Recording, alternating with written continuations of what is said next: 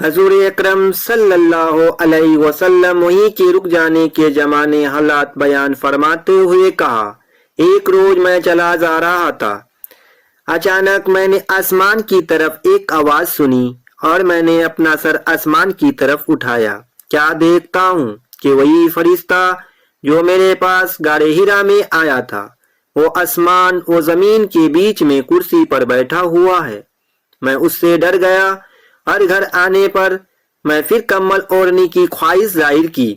اس وقت اللہ پاک کی طرف سے یہ آیات نازل ہوئی، اے لحاف اوڑھ کے لیٹنے والے، اٹھ کھڑا ہو اور لوگوں کو عذاب الہی سے ڈرا اور اپنے رب کی بڑائی بیان کر اور اپنے کپڑوں کو پاک صاف رکھ اور گندگی سے دور رہ۔ اس کے بعد وہی تیزی کے ساتھ پیدر پہ آنے لگی۔ صحیح بخاری حدیث نمبر 4۔